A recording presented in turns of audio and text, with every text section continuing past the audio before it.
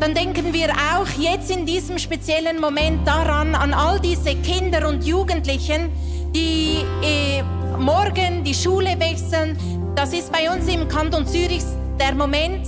Für einige ist es später, Studierende ist es im September, andere aus wo auch immer du kommst, ist es eine andere Zeit. Aber wir wollen einen Moment nehmen und dieses Gefühl als Gebet auch für jüngere Menschen übermitteln. Janice, du bist Leiterin vom Teens und du hast Connection mit diesen verschiedenen Altersstufen, die sich wechseln heute bei uns in der Kirche.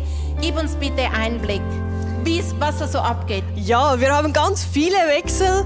Die Kids, die kommen eine Stufe weiter, dann die ältesten Kids, die kommen jetzt zu uns ins Teens. Wir haben unsere Teens in den Youth weitergeleitet. Ihr seht da, wie unglaublich viele Angebote das wir haben. Und das bedeutet immer ein Schritt ins Unbekannte.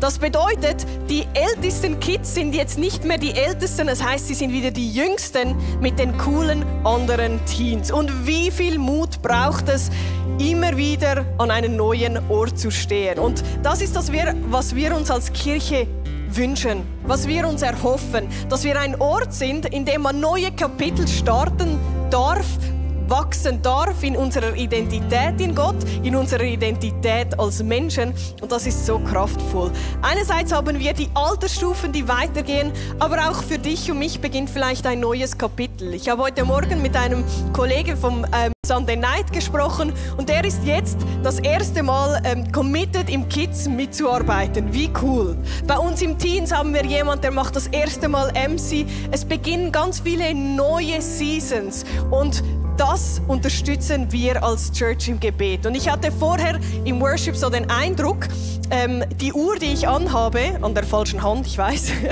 man kann sie aufziehen. Man muss sie aufziehen, weil sonst bringt sie nichts. Man muss sie aufziehen, damit die Batterie wieder läuft.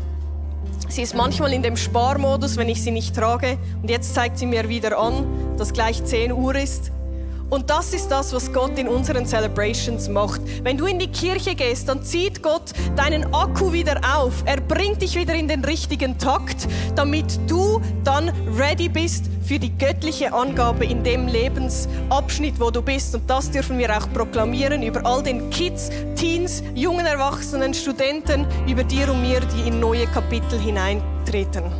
Und genau mit diesen Gedanken, lass uns die Hände erheben.